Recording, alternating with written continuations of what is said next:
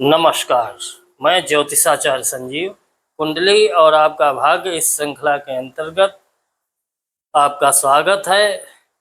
एक प्रवेश से पहले एक निवेदन करना चाहेंगे कि यदि अभी तक आपने हमारे इस YouTube चैनल को सब्सक्राइब नहीं किया है तो कृपया करके सब्सक्राइब कीजिए, लाइक कीजिए, वीडियो को शेयर कीजिए और अंत तक बने रहिए, क्योंकि हम जो आज जानकारी देने जा रहे हैं आपके लिए बहुत महत्वपूर्ण है। आज हम बात करेंगे जन्म कुंडली के 10वें भाव में बैठे हुए देवगुरु बृहस्पति की। तो आइए विषय की ओर चलते हैं। कुंडली के 10वें भाव में देवगुरु बृहस्पति क्या फल देते हैं जीवन में, कुंडली के 10वें भाव का क्या योगदान होता है आपके जीवन में, कुंडली के 10वें भाव से किन किन बातों का विचार किया जाता है, और देवगुरु बृहस्पति यदि जन्म कुंडली के 10वें भाव में बैठे हुए हैं तो आपको जीवन में किस प्रकार का फल देंगे। तो सबसे पहले जानने का प्रयास करते हैं। हम आपको बताएंगे कि जन्म कुंडली के 10वें भाव से हमारे जो फलित ज्योतिष के जो ऋषि हुए हैं उन्होंने कुंडली के 10वें भाव से किन किन बातों का विचार करने के लिए कहा है। ऋषियों ने ऐसा लिखा है कि दस्मात् प्रवर्तिमाज्ञां कीर्तिम वृष्टिम प्रभास पूर्तादीन मानम कर्मा जीवम जानुस्थानम च निर्दिशेत दासान। यानी कुंडली के 10वें भाव से कर्म की प्रवृत्ति, प्रवृत्ति कहते हैं रुचि को, यानी मनुष्य को कौन सा कर्म करना चाहिए अथवा उसकी रुचि कौन से काम करने में होगी। हुकूमत करना यानी शासन करना,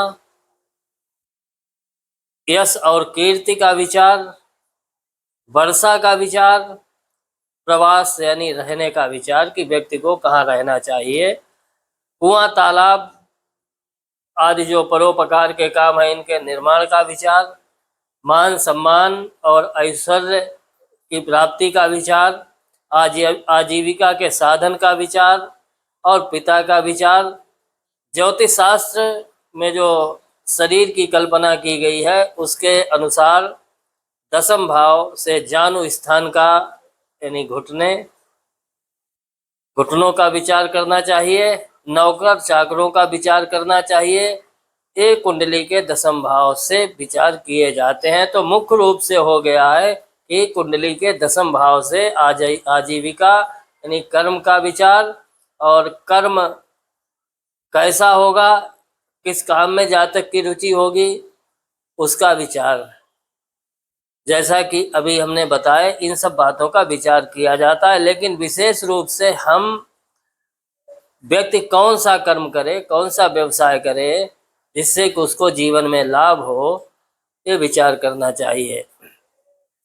जैसा कि हम ग्रह योग के साथ साथ ये बताने का प्रयास करते हैं कि ज्योतिष शास्त्र का आखिरकार उद्देश्य क्या है। जो पिछले वीडियो में भी आपको बताया था कि ज्योतिष शास्त्र एक तो ये कभी दावा नहीं करता है कि ऐसा होगा ही।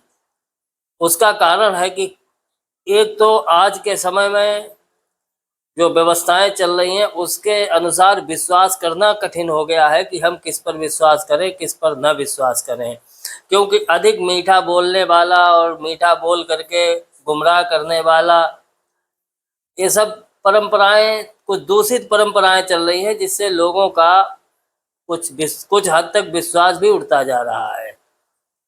क्योंकि तमाम प्रकार के दावा करने वाले, भविष्यवाणी करने वाले आज सोशल मीडिया के माध्यम से ज्योतिष शास्त्र को कलंकित करने का प्रयास कर रहे हैं। तो चलिए इस विषय पर ना अधिक चर्चा करके मूल विषय पर ही बात करते हैं कि 10वें भाव से व्यक्ति की आजीविका, कर्म आदि का विचार किया जाता है। क्योंकि जीवन में यदि कर्म नहीं किया तो कुछ भी नहीं मिलने वाला, कर्म तो करना ही पड़ेगा। बिना कर्म किए तो कुछ प्राप्त नहीं होगा। श्रीमद् भगवत गीता में के 3रे अध्याय में जहाँ कर्म संन्यास योग का भगवान ने निरूपण किया है अपनी वाणी से, तो उसमें अर्जुन कहते हैं कि एक तरफ तो आप, अर्जुन कहते हैं भगवान कृष्ण से कि एक तरफ तो आप हमें योगी का योग का उपदेश दे रहे हैं, और दूसरी तरफ कहते हैं कि कर्म करो। तो आखिरकार कर्म क्या है, कैसे कर्म करना चाहिए? तो भगवान ने गीता के 3 अध्याय में लिखा कहा है, नहीं कश्चित क्षणमपि जातु तिष्ठत्य कर्मकृत कार्यते ह्यवसः कर्तो सर्व प्रकृतिर गुणई। यानी मनुष्य कभी भी क्षण मात्र भी, एक क्षण के लिए भी बिना कर्म किए नहीं रह सकता, क्योंकि मनुष्य प्रकृति जनित गुणों के द्वारा परवश हुआ कर्म करने के लिए बाध्य किया जाता है। भगवान ने गीता में इस प्रकार कहा। लेकिन व्यवहारिक जगत में देखिए, अगर हम कर्म नहीं करेंगे तो कैसे हमारी आजीविका चलेगी, हम अपने घर परिवार की जिम्मेदारियों का निर्वहन कैसे कर पाएंगे? तो इन सब के लिए कर्म तो करना ही पड़ेगा। अब ज्योतिष शास्त्र क्या करता है? ज्योतिष शास्त्र आपको यानी कर्म तो करना ही पड़ेगा, लेकिन कर्म सुगम कौन सा है, कैसे वो कर्म आपके लिए सुगम हो सकता है, उसी का मार्गदर्शन करता है। कभी कभी अक्सर हम लोग जब कुंडली देखते हैं तो कोई व्यक्ति आया तो हम उसकी कुंडली देख करके एकदम बोल देते हैं हम लोग कि भाई आप अपने माता पिता की कुंडली दिखाइए, बड़े भाई की दिखाइए। तो ऐसा वो निरर्थक नहीं है, और ये भी नहीं है कि हम केवल फीस लेने के लिए उससे बोल देते हैं।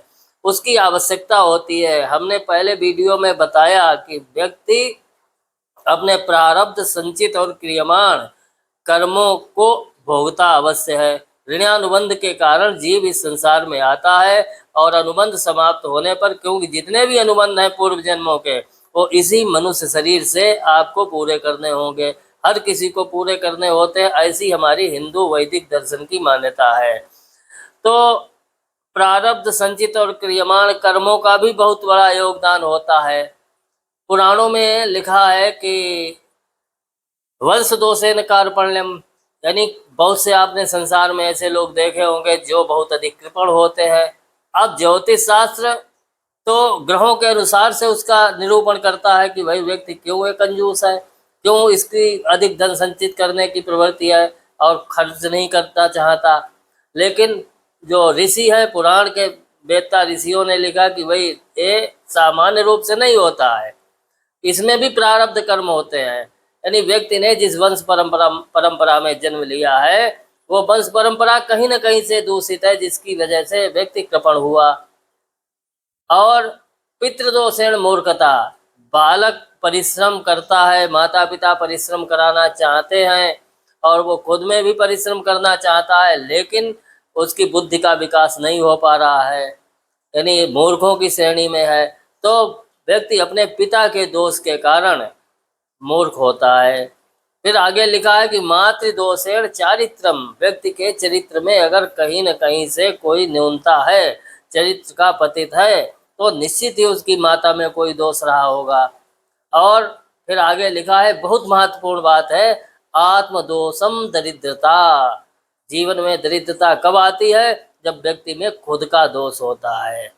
तो आप कहेंगे कि कहाँ पुराण की गाथा लेकर के बैठ गए, ज्योतिष विषय चल रहा है, लेकिन ये सब ज्योतिष शास्त्र के ही अंतर्गत है। क्योंकि ज्योतिष शास्त्र के समग्र अध्ययन के लिए, ज्योतिष शास्त्र को समझने के लिए आपको अन्य पुराणों का भी आश्रय लेना पड़ेगा। हमारे पुराणों में जो भी हमारे ऋषियों ने लिखा है, वेदों में, पुराणों में, उपनिषदों में, क्योंकि उन सबका विचार किए बिना ज्योतिष रूपी नेत्र से आप जो है अपना खुद का भला नहीं कर सकते। ज्योतिषी को भी चाहिए कि वह सम्यक विचार करके ही फलाफल कहे, क्योंकि आजकल के समय में भविष्यवाणी करने वाले तो बहुत हैं। अब ज्योतिष शास्त्र का सीधा सा सिद्धांत है, ज्योतिष शास्त्र कभी भी किसी प्रकार की कोई भविष्यवाणी नहीं करता। एकदम से कह दिया आपकी कुंडली में 4 राजयोग हैं, और 4 राजयोग होना, 4 ग्रहों का, यानी 3 ग्रहों का स्वग्रही होना, तिबिर स्वस्ति भवेन मंत्री, संहिता ग्रंथों में लिखा है 3 ग्रह अगर स्वग्रही है तो ऐसा व्यक्ति मंत्री होता है। अब मंत्री आज के समय में कैबिनेट मिनिस्टर, राज्य सरकार में अथवा केंद्र सरकार में। तो तिविरुच्चै भवेन मंत्री तिविर स्वस्थै नराधिपा।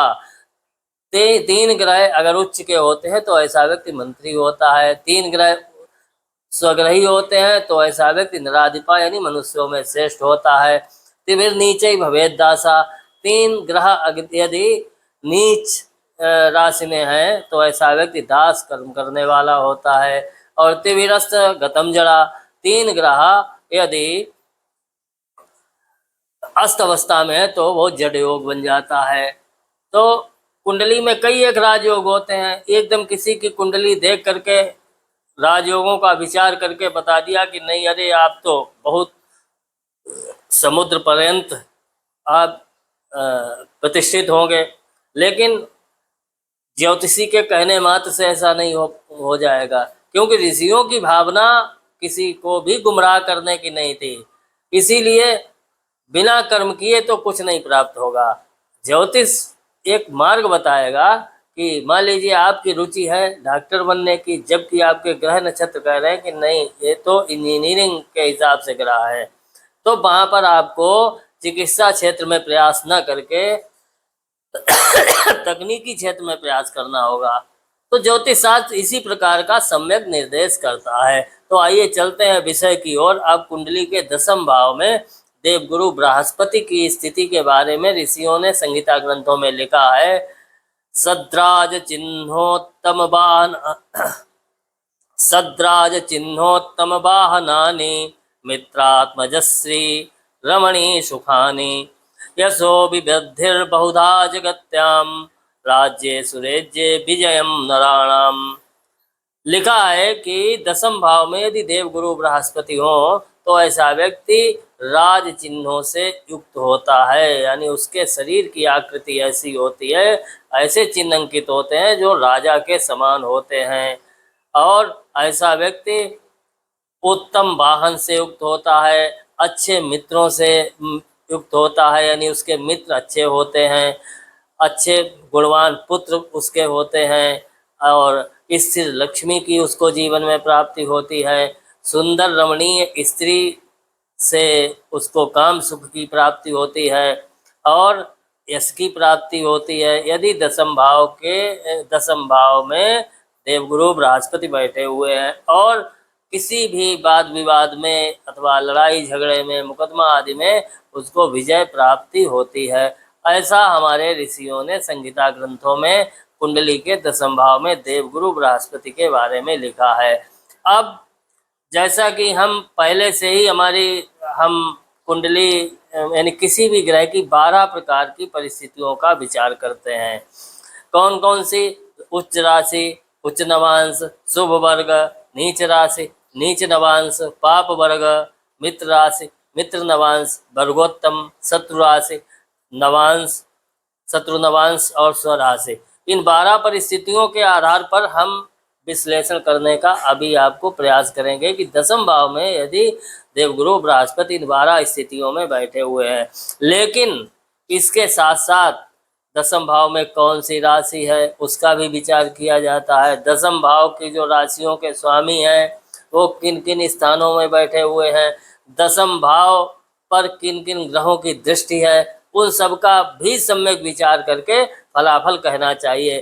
क्योंकि यहाँ इस जो मीडिया के माध्यम से यानी यूट्यूब चैनल के माध्यम से हम बहुत अधिक विस्तार नहीं कर सकते हैं, इसलिए सिर्फ 12 परिस्थितियों के आधार पर देवगुरु बृहस्पति का कुंडली के 10वें भाव में बैठे होने पर फल का विश्लेषण करने का प्रयास करेंगे।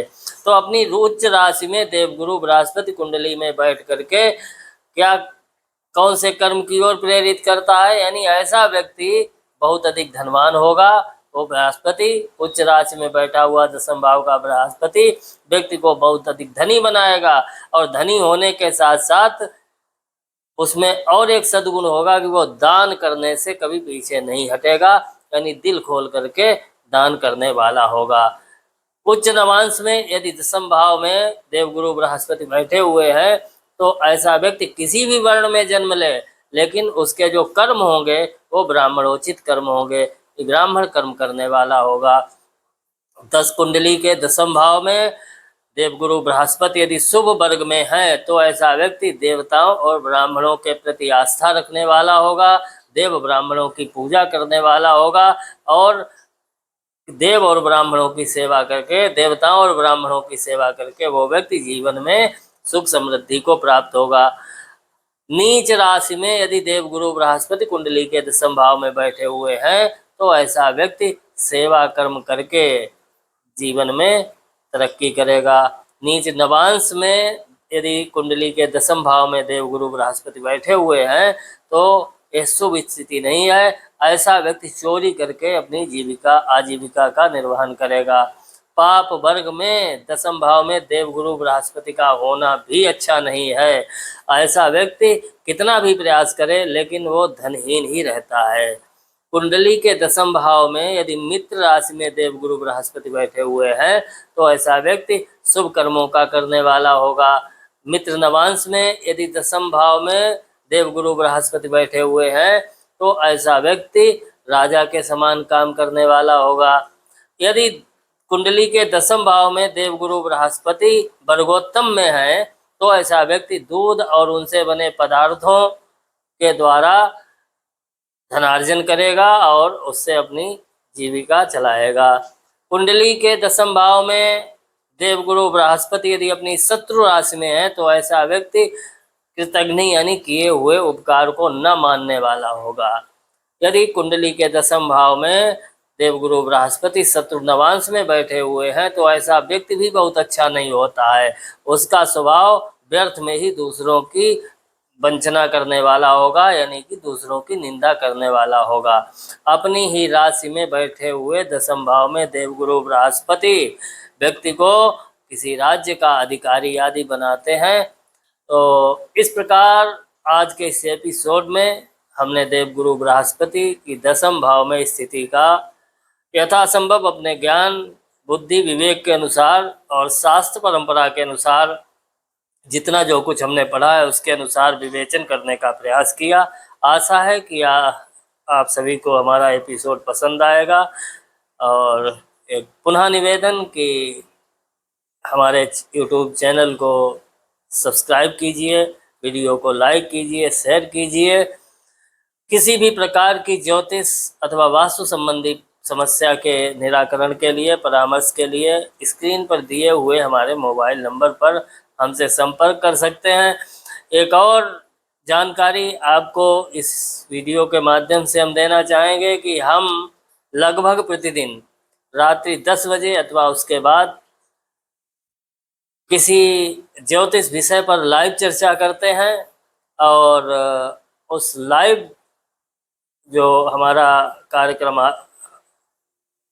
जो लाइव प्रसारण हम करते हैं उसमें आप अपनी कुंडली हमको दिखा सकते हैं। बिल्कुल निःशुल्क सेवा रहती है और आपके 1 या 2 प्रश्नों का उत्तर हम बिना किसी शुल्क के देते हैं। तो हमारे साथ लाइव प्रसारण में भी आप अधिक से अधिक जुड़ने का प्रयास कीजिए। उसमें समय की कोई बाध्यता नहीं है, जब तक आपके प्रश्न आते रहेंगे हम उत्तर देते रहेंगे। लेकिन यही है कि भाई 1-2 से अधिक प्रश्न मत पूछिए, क्योंकि बहुत से लोग लाइन में होते हैं। तो आप एक प्रश्न ही जो आपके लिए बहुत महत्वपूर्ण है वो हमसे पूछ सकते हैं। इसी के साथ आज की चर्चा यहीं पर समाप्त। धन्यवाद।